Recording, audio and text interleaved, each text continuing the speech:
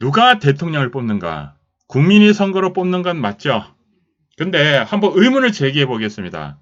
과연 국민이 선거로 대통령을 뽑는지, 국민이 선거로 국회의원을 뽑는 것인지, 국민이 선거로 지방 자치단체장을 뽑는 것인지, 아니면 국민이 선거로 지방 의원을 뽑는 것인지 한번 의문을 제기해 보겠습니다. 과연 국민이 선거로 뽑는 것인가?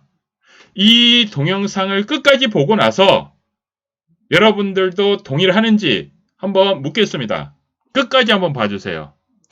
과연 국민이 선거로 뽑는 것인지 아니면 누가 뽑는 것인지 한번 보겠습니다. 끝까지 봐주세요. 중앙선거관리위원회에서 모든 선거를 관리를 하죠. 그러면 자, 국민이 선거로 대통령과 국회의원을 뽑는다? 뽑나요? 예, 당연히 국민의 선거로 뽑습니다. 근데 제가 의문을 제기한 거는 자, 누군가가 결정을 한다면 어떨까라고 물어보는 겁니다. 과연 누군가가 대통령, 국회의원, 지방선거 이거를 결정한다면 그는 누군가요? 절대자인가요? 아니면 능력자인가요? 편의상 제가 절대자라고 하겠습니다. 그리고 그 절대자가 결정한 선거들을 보겠습니다. 그 절대자가 모든 대통령을 결정을 다 했습니다. 전두환 대통령 보겠습니다. 가야산 전기를 타고 전시가 대통령이 된다라고 얘기를 했습니다. 저도 어렸을 때 들었고요. 그리고 그때 아는 분들 몇 분에게 얘기했습니다. 그때 그렇게 얘기하면 안 된다고 당연히 얘기하겠죠. 자, 그래서 전두환 대통령이 1980년 9월 1일 장충체육관에서 간선제를 통해 스스로 대한민국의 제11대 대통령에 취임하였고 1981년 3월 3일에 역시 체육관에서 간접선거를 통해 스스로 대한민국의 제11대 대통령이 취임하였습니다. 그러면 자, 전두환 대통령이 전시가 가야산 전기를 타고 전시가 대통령이 돼야 되는데 그러면 어떻게 될까요? 대통령이 돼야 되는데 그러면 그때 대통령은 어떻게 돼야 되나요? 죽어야 되죠. 그래서 이때 제가 어렸을 때 얼마 후에 이제 박정희 대통령이 돌아가신다라고 말씀을 하셨어요. 그래서 이제 돌아가시고 나서 같이 이제 그 행렬을 보러 간 것은 기억이 납니다. 그래서 전두환 대통령이 될 때 가야산 전기를 타고 전시가 대통령이 된다라고 말씀하셨고 그래서 1980년도 대통령이 취임하였고 1981년 3월 3일 제12대 대통령이 취임하였습니다. 노태우 대통령은 1988년 2월 25일 날 취임을 하였고요. 근데 이제 이분이 이제 이름이 기광인데 기광이 당시에 뭐 회원분들하고 아시는 분들하고 쓰레기를 주우러 다녔어요. 그래서 쓰레기를 주우러 다니면서 이번 선거에서 지역 감정을 갖고 국가를 망칠 자가 40만 표 차이로 대통령이 되겠는데 군 출신이 아닌 감정을 갖고 국가 경제가 퇴보하여 노태우를 200만 표 차이로 당선 만든다라고 말씀하셨는데 그러면 한번 예를 들어 보겠습니다. 이때 노태우가 아닌 다른 분이 누가 되는지 여러분들도 대충 알 수 있을 거예요. 유추해 볼 수 있어요. 전두환 대통령이 끝나고 나서 만약 이제 민간 대통령이 됐다라고 한번 생각해 보세요. 예를 들어서 김영삼 대통령이 되고 나서 군부대 하나회를 척결했어요. 근데 그거를 지금 이때 전두환 대통령이 끝나고 나서 만약 군대를 건드렸다고 한번 해보세요. 그 당시에 군대는 엄청난 힘을 갖고 있었죠. 그러면 어땠을까요? 군인이 다시 무슨 일을 벌였으면 대한민국이 어떻게 됐을까요? 많이 퇴보했겠죠. 그래서 별 수 없이 기광이 노태우를 대통령으로 만드신 거예요. 자, 김영삼 대통령. 김영삼 대통령은 저도 기억이 납니다. 이때는 자, 93년 2월 25일 날 취임을 하셨고요. 자, 그래서 이때 국민들이 여유가 생기면서 외화 낭비로 수입은 적고 지출이 많아서 외환 위기가 오겠는데 누가 대통령이 되어도 해결하기가 쉽지 않으며 그래서 이제 측근이 와서 부탁하여 200만 표 차이로 당선되도록 한다. 선거가 한창일 때 국민의식을 조사해보니 170만 표 차이로 당선이 되겠고 200만 표 차이로 당선되도록 약속해서 특수조치를 하여 부족한 30만 표를 만들어 200만 표 차이로 당선되도록 했습니다.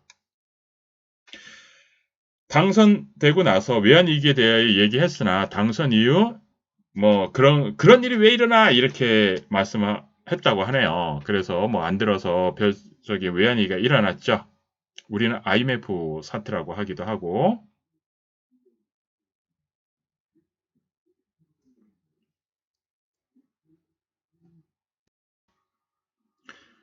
이때는 뭐 저도 이제 있었고 해서 그 당시에 같이 쓰레기 주우러 다녔던 분들이 300명 넘게 있었어요.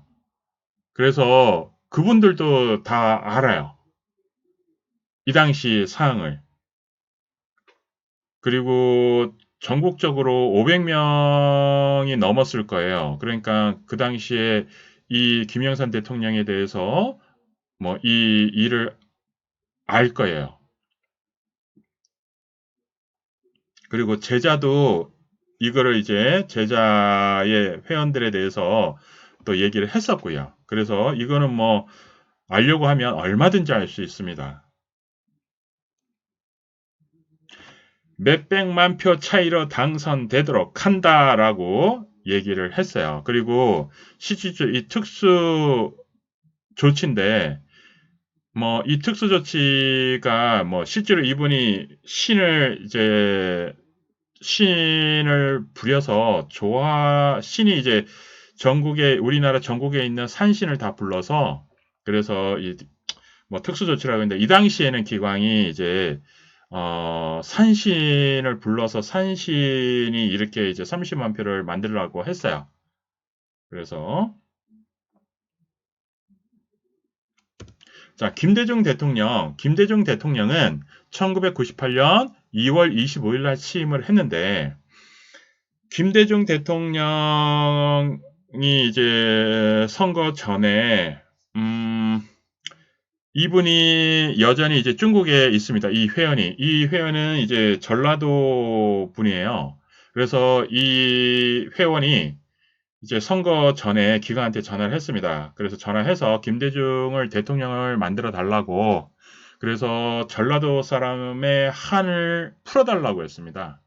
그래서 기강이 전라도 사람하고의 어떤 통합을 위해서 김대중을 대통령으로 만들어준 겁니다. 이거는 직접 그분한테 확인하면 됩니다. 뭐 실제로 있었던 거니까. 이거는 그 중국에 있는 그분하고 어떤 직접적인 얘기였기 때문에 뭐 다른 분들은 잘 몰라요, 이거는. 근데 실제로 그분한테 확인하면 됩니다. 자, 박근혜 대통령 2013년 2월 25일 날 취임을 했고요. 자, 박근혜 대통령과 관련해서 일화가 있는데, 박근혜 대통령 당선되는 데 있어서 뭐 이제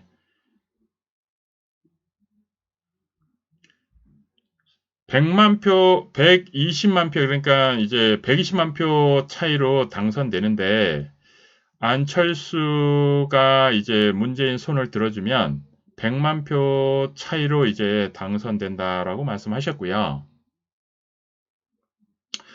그리고 이 편지는 뭐냐면 세월호 사건이 있기 전에 그러니까 2013년 12월 경으로 알아요. 지금 기억에 여기 이제 날짜가 없어서 그런데 이때 이제 편지를 썼거든요. 무슨 일이 생긴다. 그래서 이제 만났으면 한다. 그래서 이제 그 전에 기광이 이제 박정희 대통령하고에 있었던 일화 해가지고 이런 거를 이제 편지를 이제 썼어요. 그래서 근데 뭐 이렇게 해가지고 답장이 왔어요. 그래서 못 만났어요. 뭐 그래서 세월호 사건은 피할 수가 없었고 그 이후에 뭐 여러 가지 일이 그냥 훅 이렇게 일어났죠. 그리고 예, 이것도 편지 봉투 있고요. 그리고 나서 이제 문재인 대통령인데 문재인 대통령 때 19대 대통령 이때 이제 뭐 5월 9일 선거인데 이 선거 때 저는 이제 지인의 소개로 이제 같이 홍준표 이 뭐 사무실에 한번 이제 한 달 정도 가서 있어 봤어요. 뭐 저는 이제 그냥 뭐 특별한 건 아니고. 그리고 이제 기광은 이제 가지 말라고 했어요. 어차피 홍준표를 도와줘 봤자 말도 안 들을 거고, 자기 고집대로 할 것이고, 문재인도 이제 지 고집대로 할 건데, 이번에는 문재인이 되도록 그냥 내버려 두겠다라고 말씀하셨어요. 근데 이제 문재인이 운은 없다고 하셨어요.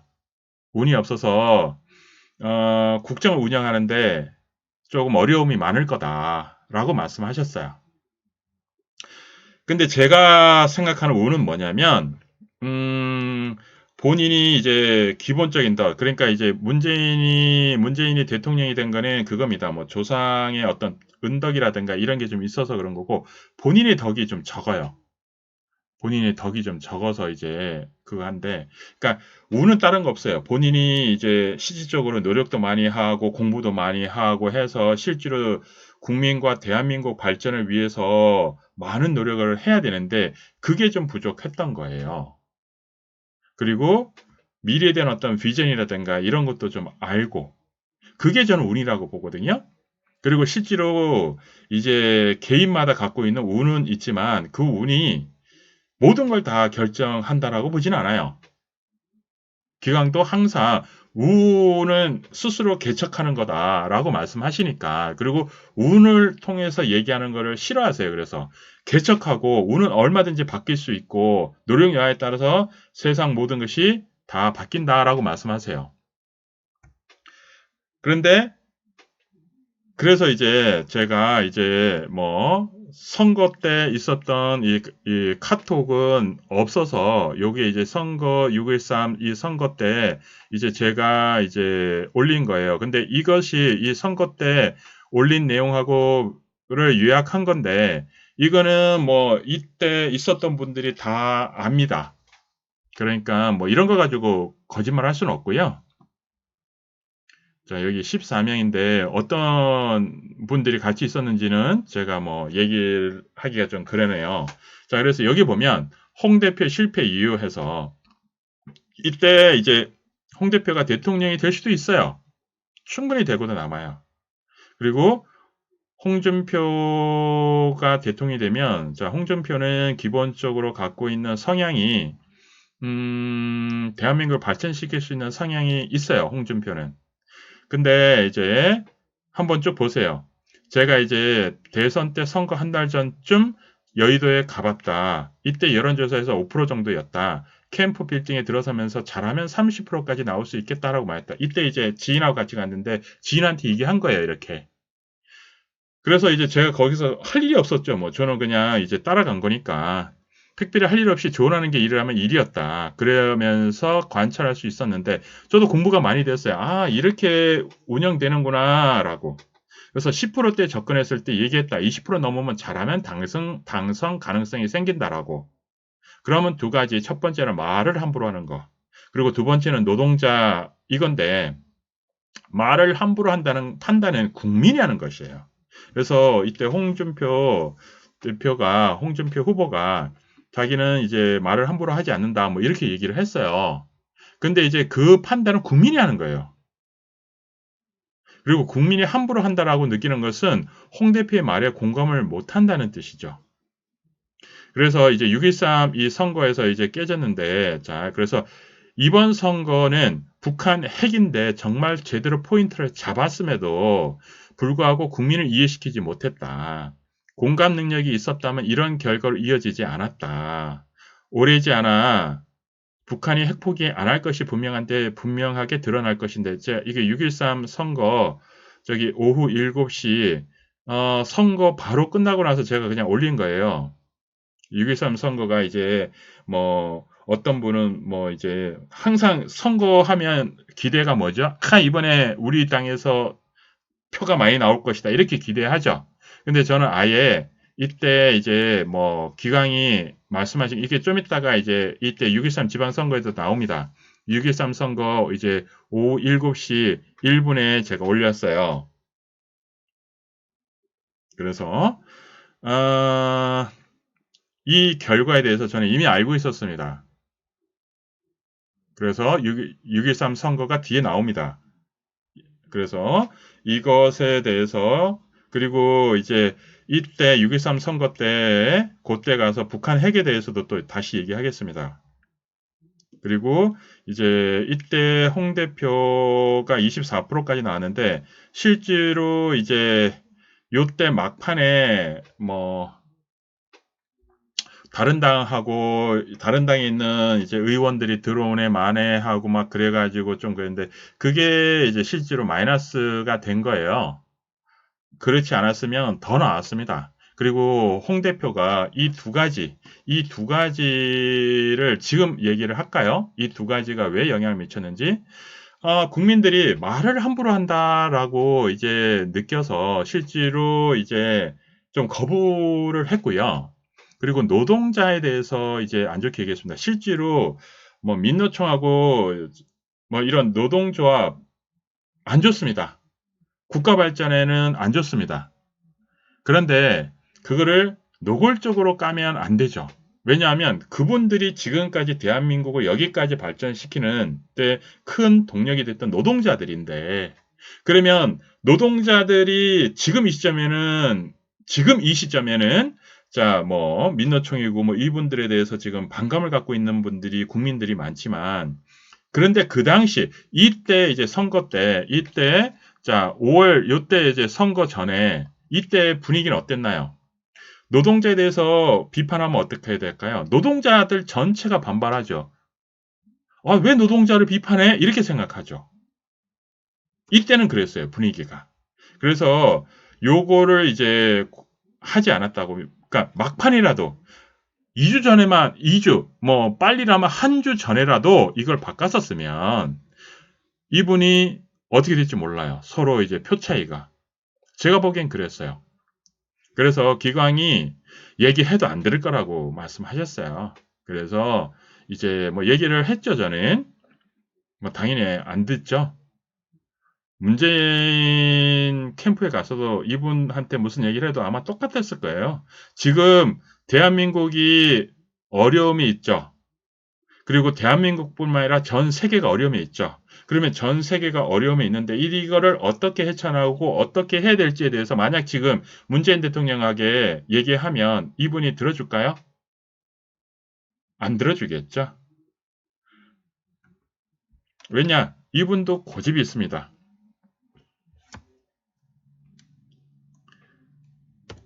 자, 이번엔 지방선거에 대해서 한번 가볼까요? 자, 2014년 7월 30일 재보궐선거가 있었는데, 자, 재보궐선거 해서 이게 이제 나왔습니다. 근데 요때, 그러면 7월 30일인데 제가 언제 올렸냐? 29일 날 올렸어요.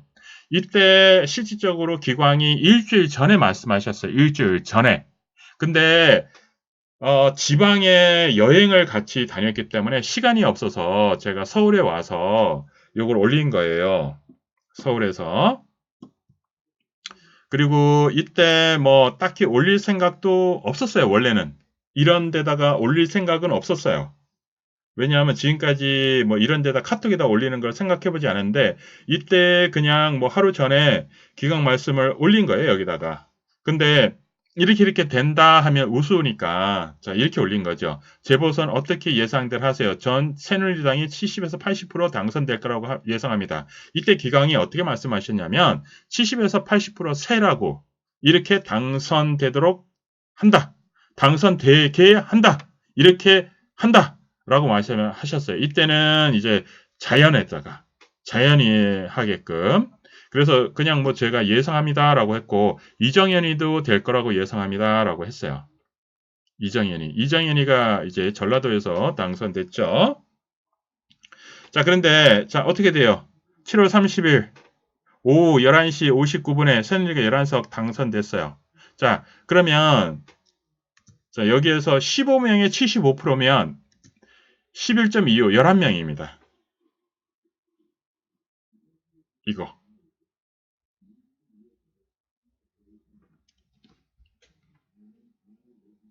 다시 한번 75%에 15명이면 11명이에요.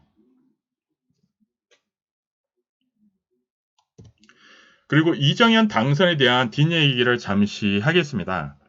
이정현이 뭐 다른 사람들도 있고 한데 자, 이정현에 대해서 왜냐하면 이 전라도 지역이니까 전라도 지역에서 새누리당이 당선되기가 어렵습니다. 그래서 이제 이정현이 기강하고 저하고 이제 TV를 보고 있었는데 이정현이가 이제 자전거 끌고 막 그 선거 운동하는 걸 봤어요. 그러면서 이정현이가 한 1000표 정도 차이로 안 되겠다라고 말씀하셨어요. 근데 노력을 많이 하니 그리고 그 화합 차원에서 이정현을 당선시키는 게 좋겠다라고 말씀하셨어요.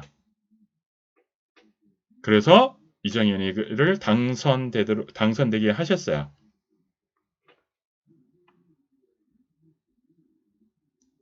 자, 이번에 6.13 지방선거입니다. 6.13 지방선거. 2018년 6월 13일, 아까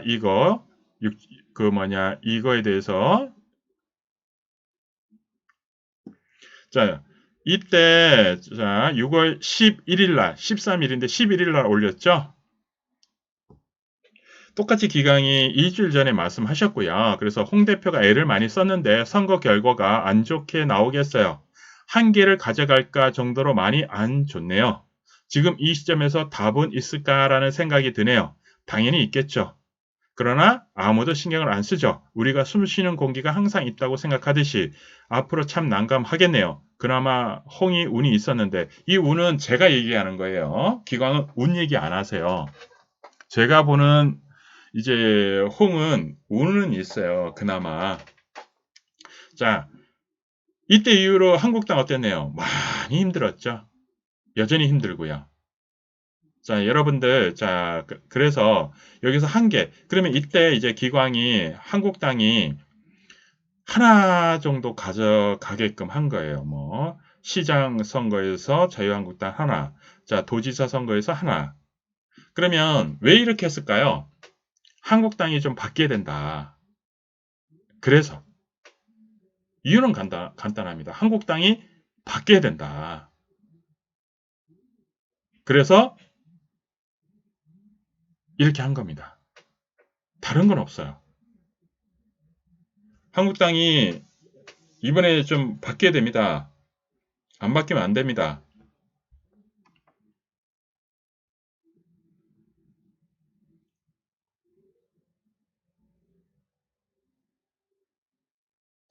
이때 제가 시점 답은 있을까? 이때 이제 기광이 말씀하셨어요. 이제 11일 전이죠. 기광이 야 너라면 너가 홍 대표라면 지금 이 시점에서 뭘 어떻게 할 것이니? 라고 물어보시더라고요. 근데 저도 모르겠더라고요.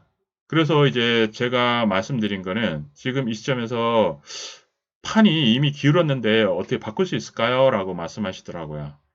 말씀드렸어요, 제가.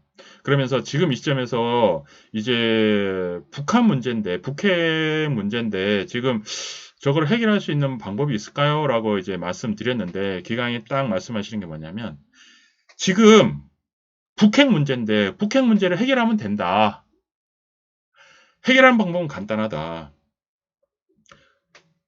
북한이 지금까지 어떻게 해왔는지, 북한이 어떤 행동을 하더라도 그것이 바뀌었냐고. 그리고 북한이 핵무기를 그 전에 이제 김대중 대통령 때 하면서 이제 김대중 대통령이 그랬죠. 북한에는 핵이 없다고. 북한에 핵이 있으면 모든 책임 내가 진다라고 얘기를 했어요. 그런데 북한이 핵을 만들었어요. 그리고 북한이 어떠한 약속도 지킨 게 없죠. 그래서 북한이 핵을 가지면 대한민국 생존이 위협이 된다라고. 그리고 북한은 어떠한 해결책도 없고 북한에 대해서 지금 이제 그냥 내버려두면 또 더 많은 핵무기를 만들 거고. 그래서 이제 이게 그런 식으로 이제 북한에 대해서 그렇게 이제 해결하는 게 맞다라고 말씀하시더라고요. 근데 제가 이 시점에서 그거를 이제 여기 있는 분들한테 얘기하기가 어려웠죠. 왜냐하면 제가 판을 바꿀 수는 없잖아요.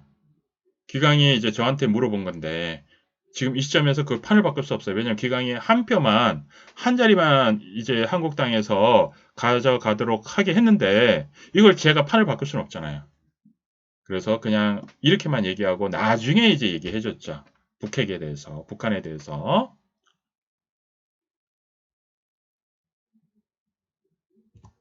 자, 선거 뒷이야기 해서 이제 이거 얘기입니다. 이거 선거 뒷이야기. 홍 대표 이때 이제 6.13 선거.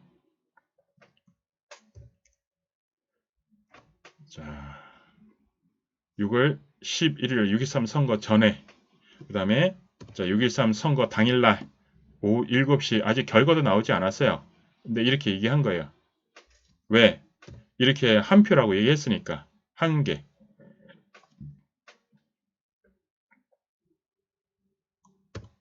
그래서 저는 한 개라고 생각한 거예요, 그냥. 한 개라고.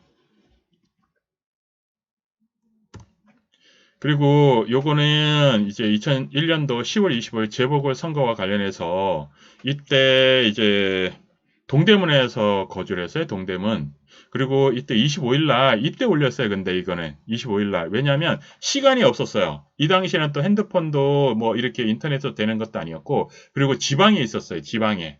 아예 인터넷도 안 되는 지방에 있었어요. 그리고 25일 날 이때 이제 서울에 왔어요. 서울에. 그래가지고 오후 5시 38분에 아직 그 결과는 안 나왔죠.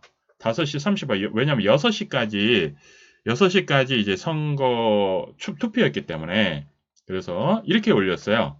지금 한창 투표가 진행 중일 겁니다.